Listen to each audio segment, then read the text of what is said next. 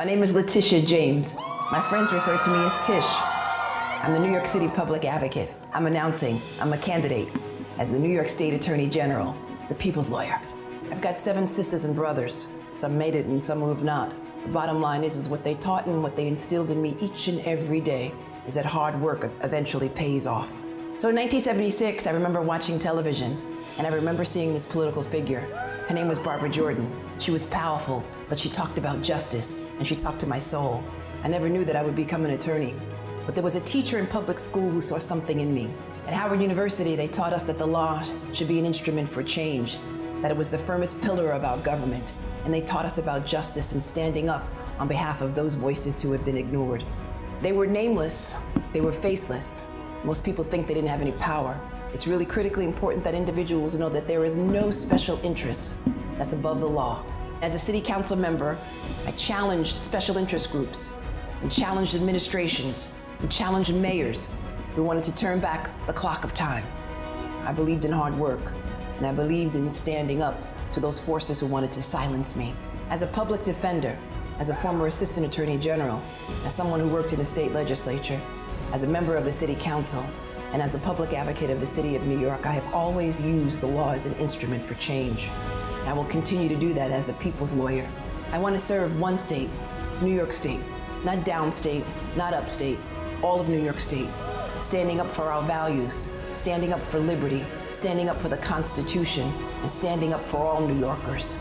And I hope that you would join me in supporting my candidacy as the next Attorney General of the great state of New York. Thank you.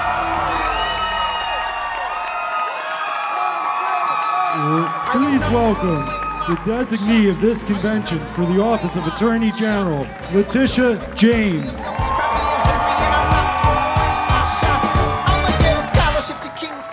I probably shouldn't brag, I amaze me, astonish. The problem is I got a lot of brains but no polish. I gotta holler just to be heard with every word. I drop knowledge, I'm a diamond in the rough, a shining piece of coal, trying to reach my goal. My power of speech, unimpeachable. Only 19, but my mind is over.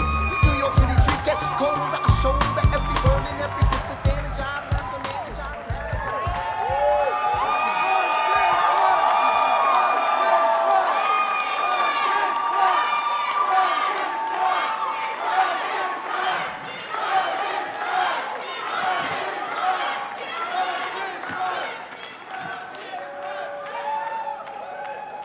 Listen, I stand in a dangerous place between you and dinner, so let's get this on, okay? First, let me thank the chair and all of the members of the party, and let me acknowledge the 3 incredible women who nominated me. Of course, Nassau County Executive Laura Curran, thank her, Assemblywoman Crystal Peoples-Stokes, and District Leader Dharma Diaz. And I look forward to traveling the state from the North Country to the North Fork and the East End of Long Island. So first, let me just say I'm humbled and I'm honored to accept this designation to be your candidate for Attorney General for the state of New York. At a time when our constitutional rights are under attack, there has never been a time that is more critical for this office to protect our very fundamental rights. At a time when a loud and diverse chorus of women have said, "Me too," and "Time's up," the world has finally woken up to something that women have long known. At a time when American dreams are being squashed by an administration that does not realize that we are all one nation under God, indivisible, a nation of immigrants and hardworking families. At a time when Congress is actively tearing down consumer protections against Wall Street abuses, the Attorney General stands at the vanguard as a firewall of protection and not a wall of exclusion, because we are confronting nothing short of the biggest challenge to our democracy in the history of this country. And I am so proud to accept this designation for Attorney General and drive this vehicle for change. You see, our constitutional protections have never been at greater risk. Congress has been rendered powerless, and they are no longer a constitutional protection against abuse. The United States Attorney General is threatened daily. The press, the greatest safeguard against abuses, is under constant attack by a government that is hostile to the First Amendment. And if we are to succeed, we cannot leave behind the millions of New Yorkers who aren't at conventions like this one, who aren't partisans, who aren't involved in their local Democratic clubs. We must ensure that their work, our work, represents their deepest desires and their aspirations for their families. I'm so proud that you have bestowed on me this designation because I am well prepared for the fight ahead.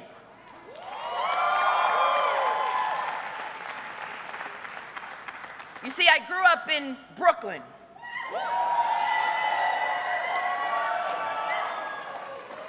A modest upbringing, a girl dreaming about justice and equality. You see, growing up, they tried to count me out and write me off as a statistic. The daughter of a woman who scrubbed floors for a living and a father who was a maintenance worker, but who both instilled in me that education is the great equalizer and that hard work builds character and leads to success.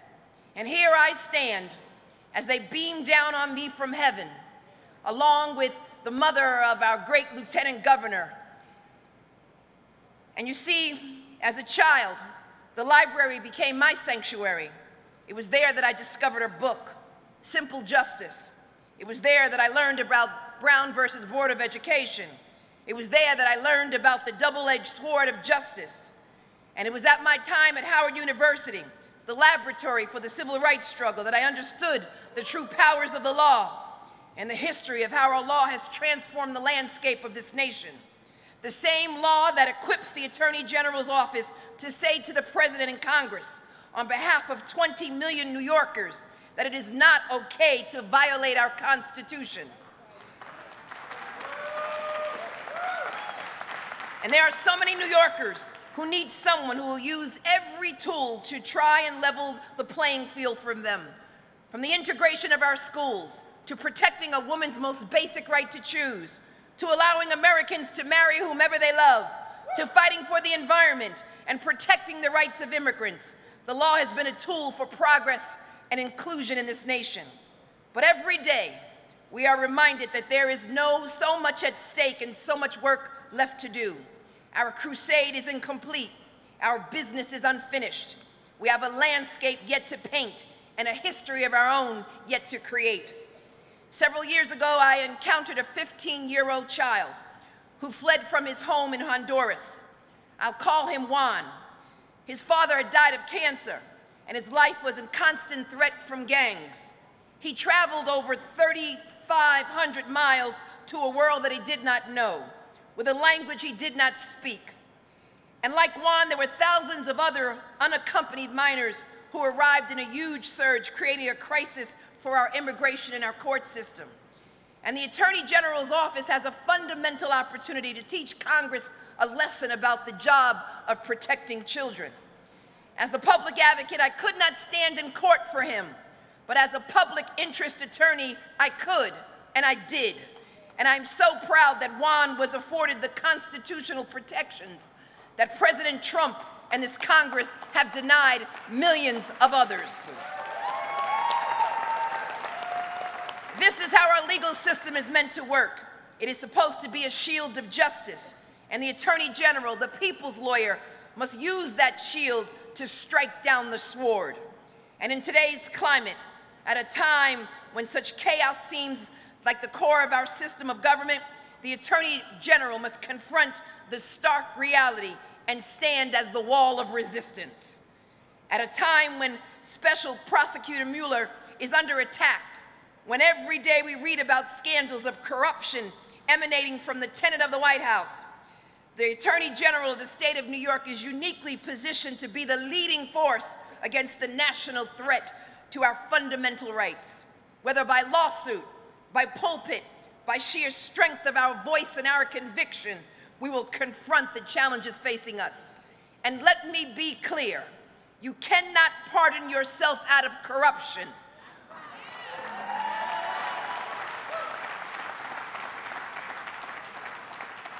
And that means whether or not you're in the federal government or the local school board. We must restore dignity and integrity back to public office. And from the glistening waters of the Finger Lakes, to the high rises of Manhattan, to the bare mountains in the Hudson Highlines, to the beautiful beaches of the North Shore, if we are not protecting every New Yorker from the perils of these difficult times, then our work is not done. As the New York City Public Advocate, I transformed the office to legal action to continue our collective work that was still so incomplete, to protect women like Sandra, someone living with disabilities on a fixed income, whose landlord obtained an illegal construction permit and subjected her to dangerous and horrendous living conditions. I also sued to reform the foster care system to protect children with disabilities on overheated buses. And I used the legal action to fight back against Trump's actions, establishing a Muslim ban and attempting to deport immigrant activists because the struggle for the resistance is in our courts, and the law now stands as the firmest pillar of our democracy. And I passed historic legislation to ban questions about salary history from the employment process so we can ensure equal pay for equal work, and that it's not just a slogan, but a reality. Because for far too long, women have been underpaid, underappreciated, and underrepresented. My approach to the Attorney General's office will be no different, except the stage is larger, the stakes are higher, and the challenge involved erecting a wall of constitutional protection that never crumbles. There has perhaps never been a more important time for a strong, independent Attorney General who will restore public integrity and respect to our government. And she is ready for the job.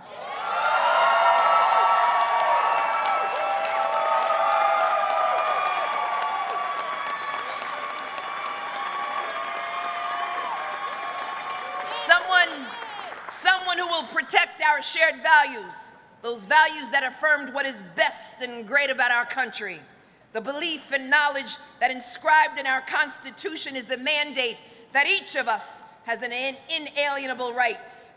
Rights we are given because we are human. Rights that cannot be denied by a president or Congress because no one is above the law.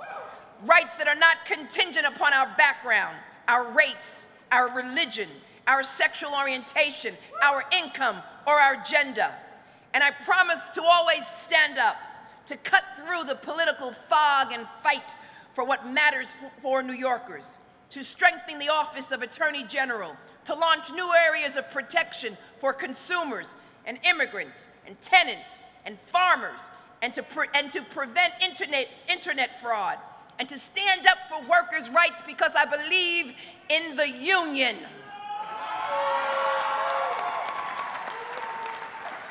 And to fight the scourge of drug addiction, and to refuse to back down in the face of any bully. And so, my friends, when the right to vote is under assault, we must rise, resist, sue, and defend. When our land and our seas are imperiled by climate change deniers, we must rise, resist, sue, and defend. When the American dream of prosperity in exchange for hard work is snatched from our young people, we must rise, resist, sue, and defend. When health care for millions of Americans is sabotaged to supply the 1% with a tax cut, we must rise, resist, sue, and defend.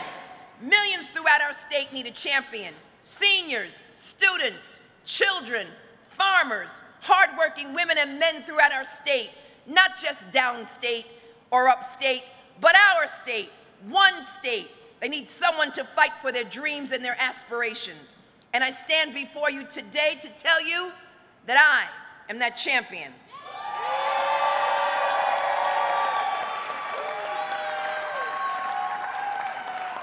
I will be that champion, and I will never forget where I came from. Walking softly in high heels, but carrying a big law book. I stand before you today, and I am just humbled by all of the support and the knowledge that today we begin to change the world. And today, we make history. And today, we continue to protect the great state of New York. Thank you.